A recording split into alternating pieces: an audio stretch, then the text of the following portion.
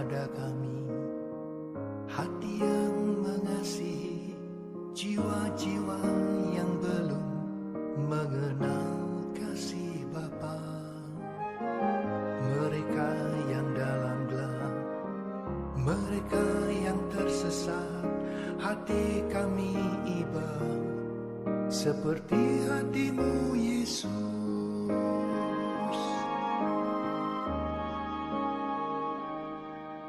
Tuhan, ini tugas kami,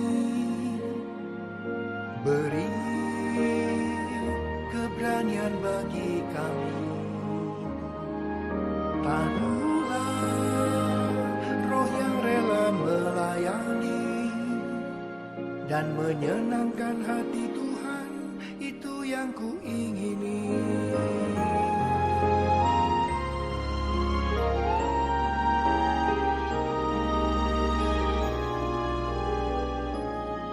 Shalom Permata, untuk mendengarkan firman Tuhan, mari kita bersatu di dalam doa. Kita berdoa.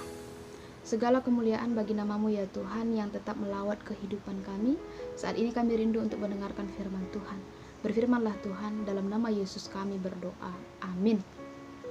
Permata yang terkasih di dalam Yesus Kristus, nats renungan kita diambil dari kitab 1 Tawarik 29 ayat 20 sampai dengan 30 dengan tema Who's Next. Harapan kami sudah membaca nats renungan ini di rumah masing-masing. Tema kita kali ini dikaitkan dengan tahun konsolidasi di bidang permata ataupun di kategorial permata. Artinya apa? Artinya di tahun ini mulai dari tingkat pengurus pusat akan melakukan periodisasi, memilih pengurus permata selanjutnya yang melayani. Permata pusat akan melakukan mupel untuk memilih pengurus permata selanjutnya. Permata Klasis akan melakukan MPPK, dan di tingkat perpulungan maupun runggun akan melakukan MA. Kekelengan Tuhan,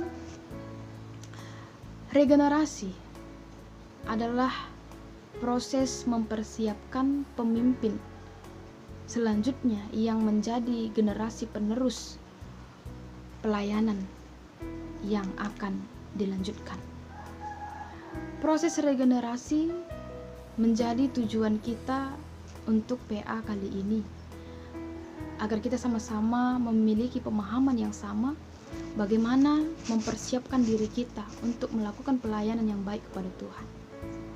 Seringkali yang kita jumpai di tengah-tengah proses pemilihan pengurus permata, tantangan salah satunya adalah ataupun kendala salah satunya dalam memilih pengurus permata adalah banyak permata yang belum bersedia untuk menerima tongkat estafet pelayanan dengan alasan-alasan tertentu. Ada yang dengan alasan belum waktunya atau belum pantas atau masih terlalu muda. Ada yang karena sibuk dengan pekerjaan, kuliah atau sekolahnya juga menjadi alasan, dan yang lain sebagainya. Alasan-alasan ini tentu bukan jarang dan asing bagi kita. Di Alkitab juga kita menjumpai beberapa orang yang Tuhan pilih memiliki alasan masih terlalu muda atau belum memiliki pengalaman atau belum pantas ketika Tuhan panggil menjadi pemimpin, seperti Yeremia khususnya. Tapi pada kali ini kita mau lihat agar proses regenerasi itu menjadi lebih baik lagi ke depannya, dan proses regenerasi itu tetap berjalan dan tidak terhambat. Beberapa hal yang harus kita lihat untuk melewati kendala-kendala tersebut, belajar kita dari Raja Daud.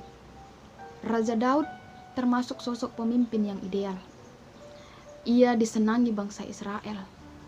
Ia dekat kepada Tuhan, dan ketika ia memimpin, ia sangat berpengaruh bagi bangsa Israel, sehingga sampai akhir kepemimpinannya bangsa Israel tetap menghormati Daud. Tapi apakah ada sesuatu yang belum terwujud dalam kepemimpinan Raja Daud? Tentu ada. Salah satunya adalah Daud belum diperkenankan oleh Allah untuk membangun bait suci. Apakah ini membatasi semangat Daud untuk mempersiapkan raja selanjutnya untuk membangun bait suci? Tentu tidak. Meskipun Allah tidak perkenankan Daud membangun bait suci, tapi ia tetap semangat untuk mempersiapkan raja berikutnya yang akan membangun bait suci. Dan ia sangat bersyukur ketika Allah berkenan kepada Salomo, anaknya sendiri, untuk melanjutkan pelayanannya sebagai raja bagi bangsa Israel. Sehingga ketika ia mempersiapkan Raja Salomo, selain melalui doa yang ia panjatkan kepada Tuhan, yang bersyukur dan meminta agar Tuhan tetap menyertai hati Salomo agar tetap tulus melayani, termasuk yang ia lakukan adalah mempersiapkan bahan-bahan untuk pembangunan bait suci. Dan di dalam pelaksanaan pengangkatan Salomo menjadi raja pengganti, ia juga persiapkan pesta dan acara yang baik, yang meriah, seperti yang sudah ia dapatkan terlebih dahulu. Dan itu bukan ia sendiri yang lakukan, karena ia berpengaruh kepada bangsa Israel. Bangsa Israel juga bersama-sama dengan dia mempersiapkan semuanya itu. Permata yang terkasih, bukankah hal ini menjadi satu persingat bagi kita bagaimana agar seorang pemimpin yang melayani Tuhan berpengaruh juga kepada anggota-anggota yang ia pimpin.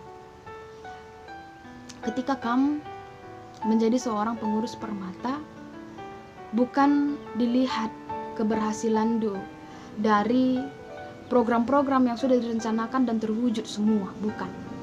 Tapi yang paling penting adalah ketika kamu menjadi seorang pengurus permata, sudahkah kamu berpengaruh kepada anggota-anggota baik dalam memahami tugas pelayanan itu bersama, baik dalam kedekatan satu dengan yang lainnya, dalam ikatan pengurus permata yang juga menjadi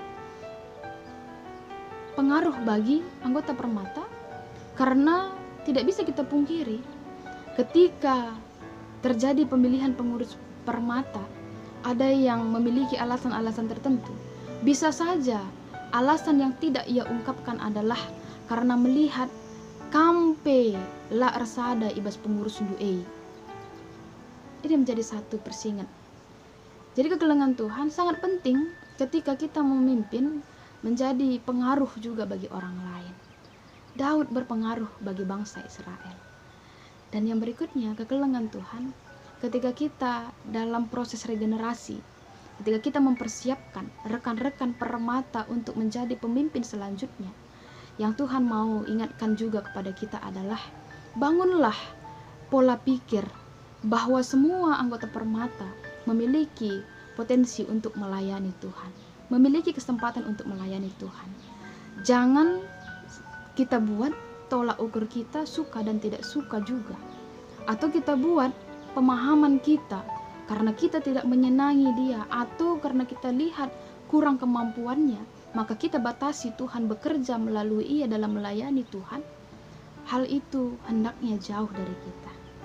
Jadi kegelengan Tuhan, proses regenerasi ini, who's next, mengingatkan kepada kita ketika kita di pemilihan pengurus permata nantinya, tidak ada lagi alasan yang kita temui tidak bersedia untuk melayani Tuhan, tapi bersama-sama membangun yang baik. Dan ingat, pengurus permata yang sudah mengakhiri periodisasinya tetap berpengaruh ke pengurus selanjutnya dan tetap mendukung pengurus selanjutnya.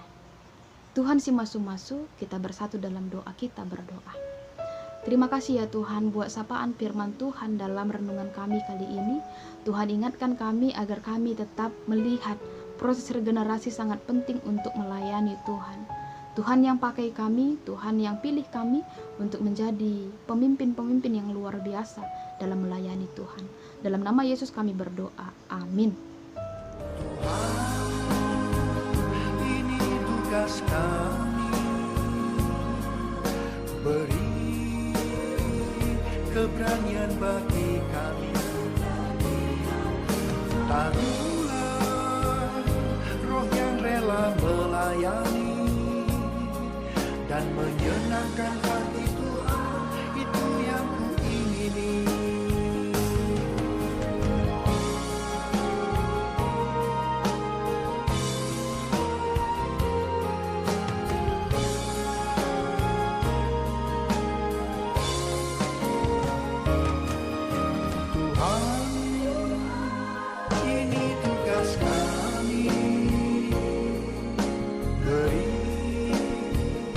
Keberanian bagi kami.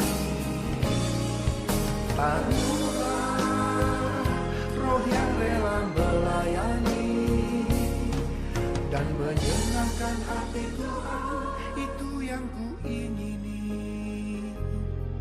Dan menyenangkan hati Tuhan, itu yang kuingini. Benar Tuhan, inilah yang menjadi doa dan kerinduan hati kami, agar bangsa ini boleh mengalami transformasi total. Setiap lutut bertelut, setiap lidah mengaku Yesus adalah Tuhan. Pakailah kami Tuhan sebagai alat-Mu. Ubahlah kami, biarlah sepanjang hidup ini kami hanya menyenangkan hati-Mu. Menyenangkan-Mu, senangkan-Mu, hanya itu kerinduanku.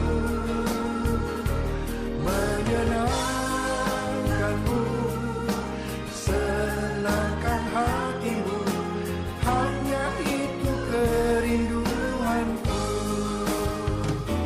Menyenangkan-Mu, senangkan-Mu, hanya itu kerinduanku.